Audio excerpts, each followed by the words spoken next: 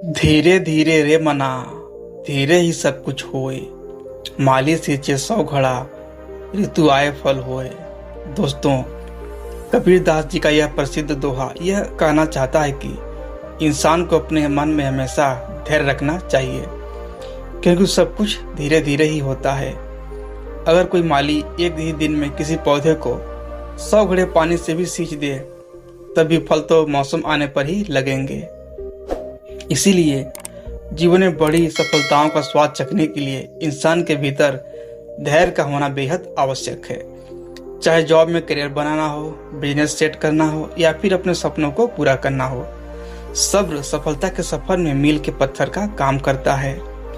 आज की इस भाग दौड़ भरी दुनिया में जहां हम 2 मिनट में बन जाने वाली मैगी की तरह सब कुछ जल्दी से हासिल कर लेना चाहते हैं, इसके चलते सब्र और धैर्य जैसे कॉन्सेप्ट कहीं पीछे छोड़ते जा रहे हैं।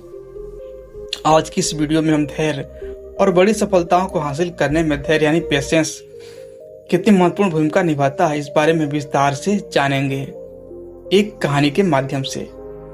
एक बार एक व्यक्ति एक महात्मा जी के पास जाता है और उनसे कहता है, मुनिवर, मेरे साथ एक बहुत बड़ी समस्या है कि मैं किसी एक लक्ष्य पर लंबे समय तक टिक नहीं पाता हूँ। मैं अक्सर उत्साह में आकर अपने लिए कोई एक लक्ष्य निर्धारित कर लेता हूँ और कुछ समय तक उस पर काम भी करता हूँ, लेकिन कुछ समय पश्चात जब मुझे मनचाहे परिणाम नहीं मिलते तो मेरा मन उस काम से ऊबने लगता है, भटकने लगता है। फिर मैं उस काम को छोड़कर किसी दूसरे काम को अपना लक्ष्य बना लेता हूँ और फिर उस लक्ष्य के साथ भी यही होता है। इसमें भी अपने मनचाहे परिणाम नहीं मिलते हैं तो मैं उसे भी छोड़ देता हूँ और किसी तीसरे काम को अपना लक्ष्य बना लेता हूँ। और सालों से मेरे साथ यही होता रहा है। मुझे यह भी पता है कि अपने बार बार लक्ष्य बदलने की आदत की वजह से ही मैं आज तक किसी भी काम में सफल नहीं हो पाया हूँ। लेकिन मैं क्या करूँ, बहुत प्रयास करने के बाद भी मैं अपनी इस आदत को छोड़ नहीं पा रहा हूँ। मुनिवर, मैं आपके पास बड़ी उम्मीद लेकर आया हूँ। कृपया मुझे कोई ऐसा तरीका बताएं जिससे मैं अपनी इस आदत को छोड़कर एक लक्ष्य पर तब तक टिका रहूं जब तक कि मैं उस लक्ष्य को हासिल ना कर लूं। महात्मा जी ने उस व्यक्ति की बात पूरे ध्यान से सुनी और फिर कहना शुरू किया कि सब्र का फल मीठा होता है। यह प्रसिद्ध मुहावरा तो तुमने सुना ही होगा, जिसका अर्थ धैर्य के साथ काम करने से परिणाम अच्छे मिलते हैं। लेकिन यह जरूरी तो नहीं कि परिणाम हर बार हमारी उम्मीद के अनुसार और अच्छे ही हों। बहुत बार ऐसा होता है कि हमारी सारी कोशिशों के बावजूद कुछ न कुछ कमी रह जाती है और परिणाम हमारी उम्मीदों को पूरा नहीं करता। ऐसी स्थिति में ज्यादातर लोग अपना धैर्य खो देते हैं, जबकि ऐसे समय में भी इंसान के धैर्य की असली परख होती है। सब्र का टूट जाना अक्सर एक आम बात है और यह तब होता है जब चीजें उतनी जल्दी नहीं होती जितना हम चाहते हैं। लेकिन यह आदत आम बात तभी तक है जब एक निश्चित समय के लिए हो और इससे होने वाले नुकसान कम हो। बार बार और जल्दी जल्दी अपने धैर्य को खोना हमें शारीरिक और मानसिक रूप से नुकसान पहुंचाता है, साथ ही यह हमारे सामाजिक जीवन को भी बर्बाद कर सकता है, क्योंकि बार बार अपना सब्र खोने से लोगों का हम पर से विश्वास पूरी तरह खत्म हो जाता है। जाहिर सी बात है, ऐसी मानसिकता के साथ तुम अपने लक्ष्य पर केंद्रित कैसे रह पाओगे। और आज के इस भाग दौड़ भरी जिंदगी में जहाँ मन को भड़काने वाली इतनी सारी चीजें हैं, इसी स्थिति में लंबे समय तक किसी एक काम पर अपने ध्यान को लगाए रख पाना मुश्किल होता जा रहा है। तो फिर इसका समाधान क्या है? इसका समाधान है मन को शांत रखने का प्रयास और जागरूकता का अभ्यास करना। जागरूकता यानी मन को वर्तमान में स्थिर और केंद्रित रखना। वर्तमान में जो कुछ भी हो रहा है उसमें डूब जाना, हो जाना, लीन हो जाना ही जागरूकता है, ध्यान है। इसमें अतीत या भविष्य से ध्यान हटाकर पूरी तरह वर्तमान में रहना होता है और तुम जो कुछ भी कर रहे हो उसे पूरी तरह से महसूस करना है। यह ऐसा अभ्यास है जिसे नियमित रूप से करने से तुम इसे जिंदगी के हर पहलू में लागू कर सकते हो। जागरूकता और ध्यान का अभ्यास करने के कई गजब के शारीरिक और मानसिक फायदे होते हैं। जैसे इसके नियमित अभ्यास से अच्छी नींद आती है, तनाव कम होता है, इंसान पूरे दिन हल्का और खुश महसूस करता है, साथ ही मन शांत रहता है और एकाग्रता भी बढ़ती है, जिससे लोग अपने काम पर अच्छे से ध्यान दे पाते हैं। ध्यान और जागरूकता का महत्व और इसके फायदे के बारे में जानने के बाद अब अगला प्रश्न उठता है कि जागरूकता का अभ्यास कैसे करना है और कौन सी जरूरी बातों का ध्यान रखना है। तो सबसे पहले तुम्हें एक मजबूत इरादा बनाना चाहिए और इसके फायदे को ध्यान में रखते हुए तुम्हें अच्छे से पता होना चाहिए कि तुम जागरूकता और ध्यान का अभ्यास क्यों करना चाहते हो। जब इसके पीछे कोई मजबूत कारण होगा तभी तुम इस अभ्यास को लंबे समय तक कर पाओगे। जैसे किसी के लिए एक कारण अपना तनाव कम करना हो सकता है, तो कुछ लोगों के लिए अच्छी नींद आना हो। तो सबसे पहले तुम्हें यह तय करना है कि ध्यान और जागरूकता के अभ्यास के पीछे का तुम्हारा अपना कारण क्या है। अब जब तुमने यह तय कर लिया कि तुम्हें अभ्यास क्यों करना है, तो सबसे पहले अपने अतीत और भविष्य के फालतू विचारों को बाहर का रास्ता दिखाना है। तुम्हें यह पता होना चाहिए कि तुम्हारी ऊर्जा अतीत के लिए पश्चाताप या भविष्य की चिंता करने के लिए नहीं है, बल्कि अपने वर्तमान पर ध्यान देकर अपने जीवन को एक नई दिशा देने के लिए है। आज के लक्ष्यों पर ध्यान देकर अपने भविष्य की बागडोर अपने हाथों में लेनी है। अब यहाँ जागरूकता के अभ्यास में दूसरी बात आती है ध्यान देने की, यानी खुद को एकाग्रचित करने की। और इसके कई तरीके हैं। पहला, तुम किसी शांत जगह पर आरामदायक स्थिति में बैठ जाओ और अपनी आती जाती सांसों पर ध्यान दो कि कैसे सांस तुम्हारी नाक से तुम्हारे शरीर के अंदर जा रही है और फिर कैसे बाहर निकल रही है।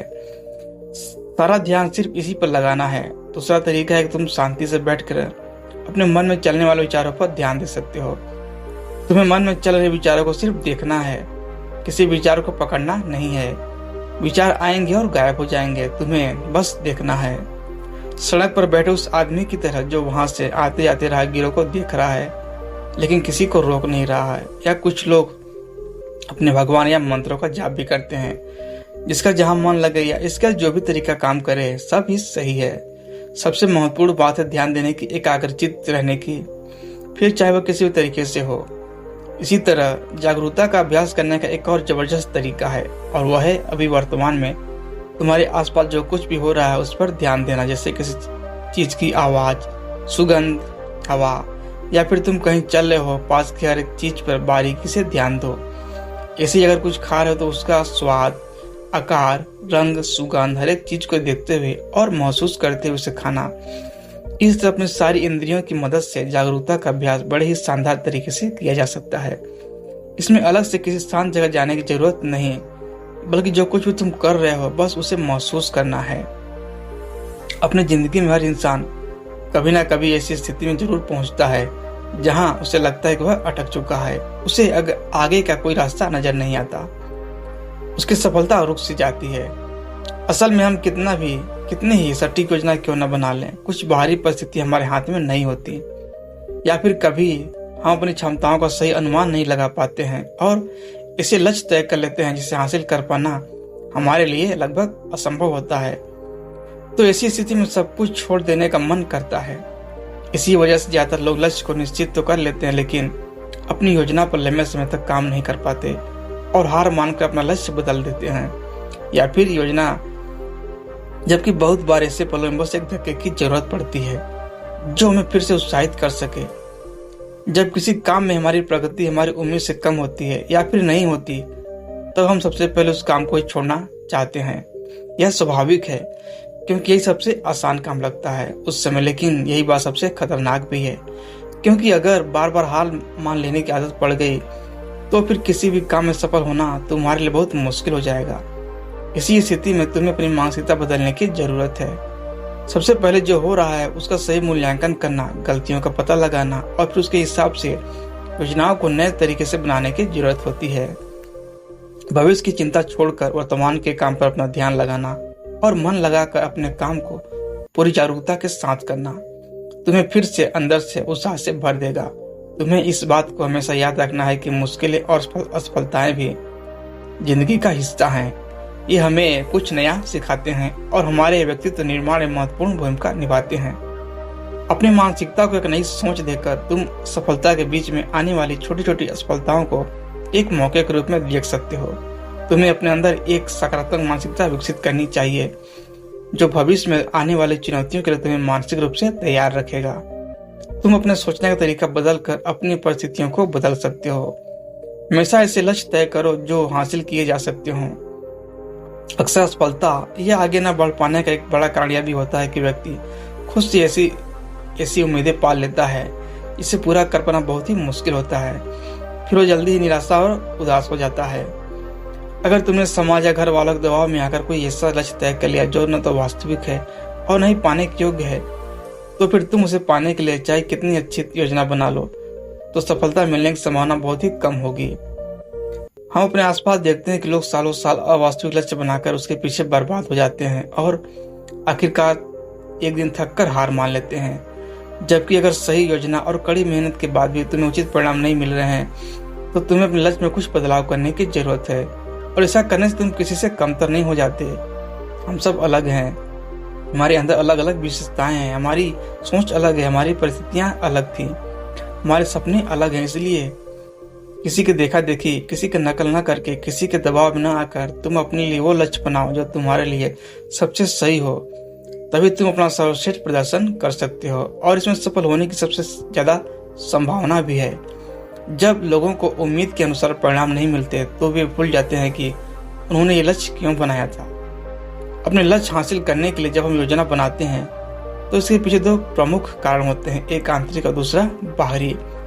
जब किसी भी काम में प्रगति धीमी पड़ जाए या तुम्हारा आगे इस काम को करने का मन ना करे या फिर तुम हार मान लो कि अब मुझसे नहीं होगा, इसी स्थिति में तुम्हें अपने क्यों को याद करना है कि तुमने ये लक्ष्य क्यों बनाया था। खुद को याद दिलाना है कि अगर तुम हार मान लोगे तो तुम्हारे जीवन पर इसका क्या प्रभाव पड़ेगा। अपने लक्ष्य के पीछे के मजबूत कारण को याद रखना तुम्हें ऐसी स्थिति में हौसला देगा जब तुम हार मानने वाले होगे। हमारी उम्मीद यह बताती है कि जो काम हम कर रहे हैं उसका परिणाम कैसा होना चाहिए। हम कितनी और कैसी उम्मीद रखेंगे यह बहुत सी चीजों पर निर्भर करता है, जैसे हमारे अतीत के अनुभव, समाज की राय, बाहरी परिस्थितियां इत्यादि शामिल हैं। तुमने भी अनुभव किया होगा कि जब तुम्हारे परिवार, समाज या आसपास के लोग अच्छा कर रहे होते हैं तो तुम्हारे ऊपर भी उनसे अच्छा करने का तनाव बढ़ने लगता है। लेकिन ऐसी स्थिति में तुम्हें किसी के देखा देखी या दबाव में आकर कोई काम नहीं करना चाहिए, बल्कि अपनी काबिलियत, समय, परिस्थिति, जानकारी के अनुसार ही अपना लक्ष्य तय करके उस पर काम करना चाहिए। वैसे भी इस दुनिया में सबके सपने कहाँ पूरे होते हैं। उम्मीद पूरी न होने की स्थिति में कुछ लोग टूट जाते हैं और हार मान लेते हैं, जबकि वहीं दूसरी तरफ कुछ लोग नए सिरे से, नए जोश के साथ उस काम को पूरा करने में जुट जाते हैं। कभी सोचा है ऐसा क्यों होता है कि एक ही परिस्थिति में लोग इतनी अलग अलग प्रतिक्रिया क्यों देते हैं? क्योंकि हम सब एक दूसरे से अलग हैं, हमारी सोच और क्षमताएं अलग अलग हैं। वैसे उम्मीद और अपेक्षाएं रखना गलत नहीं है, क्योंकि यह हमें अंदर से उत्साहित और जोशीला बनाए रखती हैं। लेकिन जरूरत से ज्यादा अधिक उम्मीद और अपेक्षाएं रखना चिंता और तनाव का कारण बन सकता है। इसीलिए हमारी अपेक्षाएं हमेशा वास्तविक होनी चाहिए, क्योंकि निराशा का सबसे बड़ा कारण होता है अवास्तविक लक्ष्य बना लेना। अपने लक्ष्य को तय करने से पहले अपनी योग्यता, जानकारी, पसंद, परिस्थितियों, समय और उपलब्ध संसाधन पर ध्यान देना चाहिए और उसी के अनुसार अपना लक्ष्य बनाना चाहिए, ताकि तुम अपनी क्षमताओं और जानकारी का सही उपयोग करके अपना सर्वश्रेष्ठ प्रदर्शन कर सको, ना कि किसी के देखा देखी या प्रभाव में आकर अपने आप को ऐसे काम में झोंक दो जिससे बाद में पछताना पड़े। श्रीमद् भागवत गीता में कहा गया है कि कर्म करो, फल की चिंता मत करो, यानी कि सिर्फ परिणाम के लालच में काम ना करें, बल्कि उसके सफर का भी आनंद उठाएं। परिणाम मिलने में समय लगता है और बहुत बार हमारी उम्मीदों से मेल नहीं खाता, लेकिन जब हम उस काम को करने की प्रक्रिया में खुशी महसूस कर रहे होते हैं तो फिर वह काम हमारे लिए काम नहीं बल्कि आनंद का स्रोत बन जाता है। सफलता की राह पर अक्सर उतार चढ़ाव आते ही रहते हैं, बहुत से मुश्किलों और चुनौतियों का सामना करना पड़ता है। इसी तरह बहुत बड़ा परिणाम तुम्हारी सोच के बिल्कुल विपरीत होगा।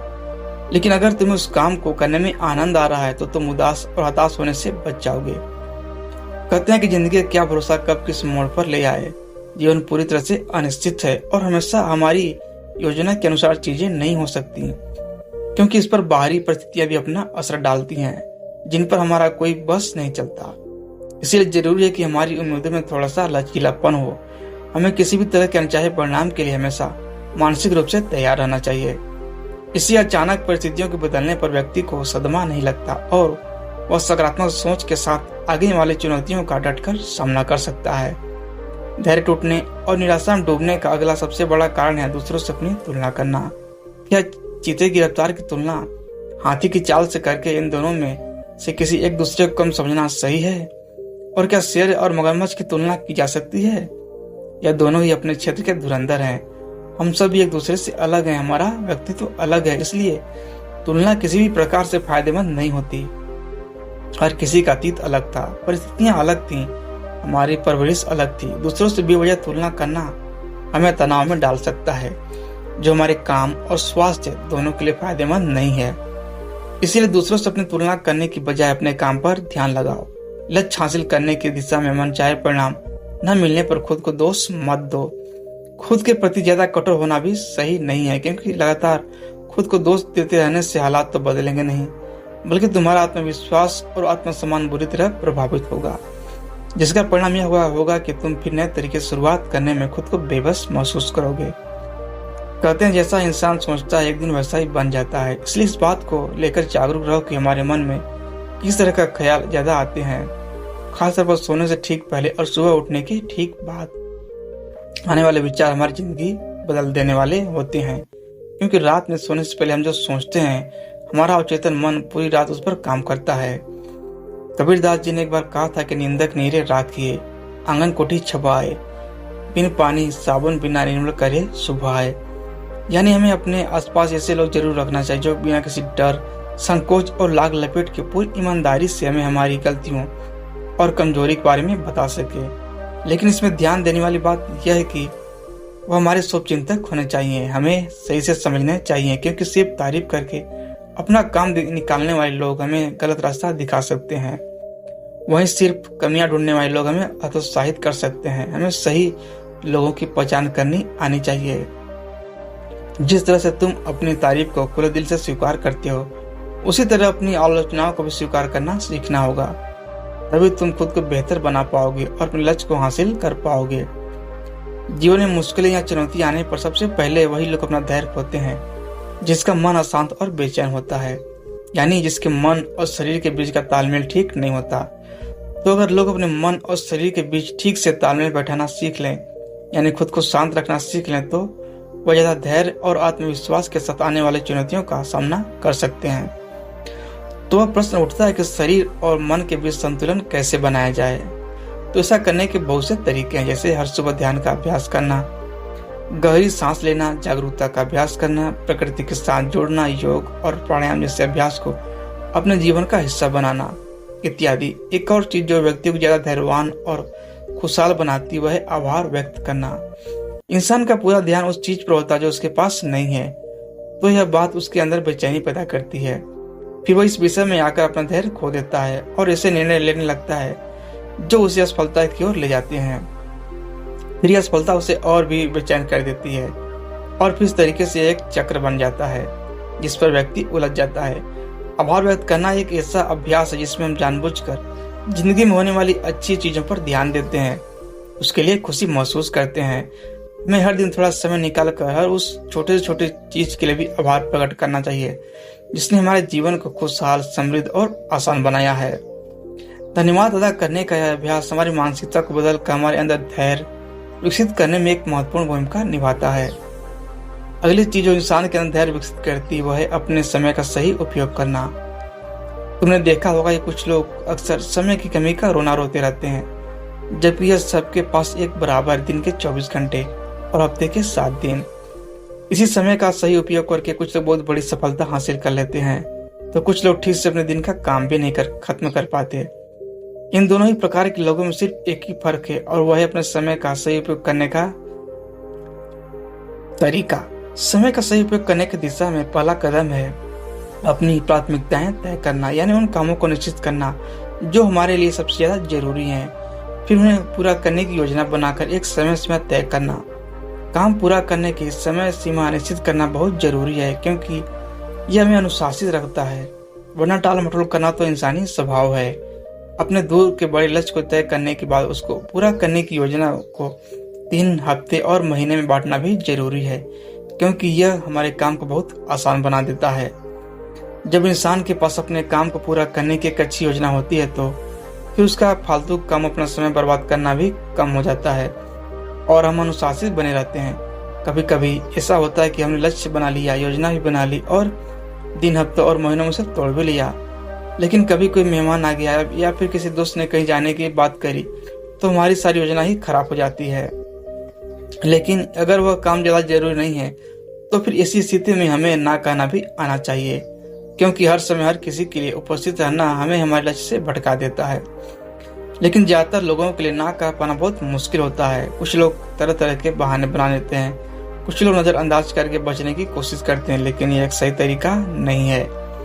हमें अपने काम और स्थिति के बारे में बताते हुए उन्हें मना करने का उचित कारण देना चाहिए। अगर वो लोग सच में हमारे शुभचिंतक होंगे, हमें समझने वाले होंगे, तो वो हमारे साथ बहस या जबरदस्ती नहीं करेंगे। इस दुनिया में जितनी भी बड़ी हस्तियां हुई हैं, सभी में एक बात समान है, उन्होंने समय और धैर्य का महत्व समय रहते समझ लिया था। जब हम कोई दूरगामी लक्ष्य हासिल करने होते हैं, सफलता के लिए धैर्य का होना बेहद ही आवश्यक है। यह बात उन सब ने जान ली थी। जो लोग सब्र को गलत तरीके से समझते हैं, उन्हें लगता है कि हाथ पर हाथ रखना, इंतजार करना ही धैर्य है, जबकि धैर्य एक सतत चलने वाली काम है। धैर्य के साथ लगातार परिश्रम करना भी जरूरी है, तभी हम अपना लक्ष्य हासिल कर सकते हैं। लक्ष्य हासिल करने की दिशा में धैर्य को विकसित करने के लिए कुछ बातों को ध्यान रखना बेहद जरूरी है। जल्दबाजी में निर्णय लेने पर ज्यादा संभावना है कि हमारा निर्णय गलत दिशा में होगा। कोई भी निर्णय लेने से पहले इसके फायदे और नुकसान पर सोचने और उसके बाद सही से निरीक्षण करके उचित निर्णय लेना ही निर्णय लेने का सही तरीका है। लेकिन इतनी लंबी प्रक्रिया के लिए हमारे अंदर धैर्य होना चाहिए। हमें तुरंत परिणाम हासिल करने के चक्कर में जल्दबाजी नहीं करनी चाहिए, क्योंकि छोटा रास्ता कभी सही नहीं होता। भावनाओं में बहकर निर्णय लेना भी खातिर एक से खाली नहीं होता।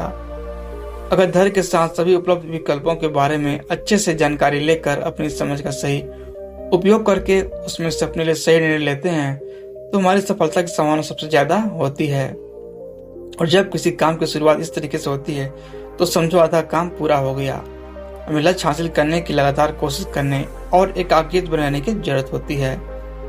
जब हमें तुरंत परिणाम नहीं मिलता तो भटकाव आसान हो जाता है। कुछ लक्ष्य ऐसे होते हैं जिनके लिए कितना ही प्रयास कर लिया जाए, लेकिन उन्हें एक निश्चित समय के बाद ही हासिल किया जा सकता है।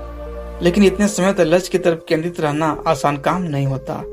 इसके लिए सही योजना, दृढ़ संकल्प, इच्छा शक्ति और धैर्य की जरूरत होती है। धैर्य में अनुशासित भी बनाता है और काम के बीच में भटकाव और चिंता से दूर रखता है। तुरंत मिलने वाले परिणाम हमें जल्दी हासिल करने का लालच देते हैं। इससे होता यह है कि हम जो भी छोटी छोटी सफलता या लक्ष्य हासिल करते हैं, उसके लिए खुश होना हम भूल जाते हैं। हमारे अंदर उस छोटी सफलता का उत्साह नहीं आ पाता और हम इस तनाव की स्थिति में बने रहते हैं जो काम के बीच में होती है। बूंद बूंद से ही सागर बनता है। हर काम के लिए एक निश्चित समय लगता है। बदलता मौसम इस बात को सिद्ध करता है। बड़े और महत्वपूर्ण लक्ष्यों को हासिल करने में समय, दृढ़ता और धैर्य लगता है। बड़े लक्ष्य के लिए बड़े धैर्य की भी जरूरत पड़ती है। इसी समय हमें धैर्य डटे रहने में मदद करता है। इसी समय जब कोई परिणाम मिलता ना दिखाई देता है, हमारी निराशा को दूर करता है और हौसला बढ़ाता है, जिससे हम अपने लक्ष्य को हासिल करने की दिशा में लंबे समय तक आत्मविश्वास से लगे रहते हैं। इतना कहने के बाद महात्मा जी ने अपनी बात समाप्त की और वह मौन हो गए। वह व्यक्ति सफलता प्राप्ति में धैर्य के महत्व का अर्थ समझ चुका था। उसने इस जानकारी के लिए महात्मा जी का धन्यवाद किया और वहां से चला गया। दोस्तों, मुझे उम्मीद है कि आपको इस वीडियो से बहुत कुछ सीखने को मिला होगा। तो मिलते हैं अगले वीडियो में, तब तक अपना ख्याल रखिएगा। धन्यवाद।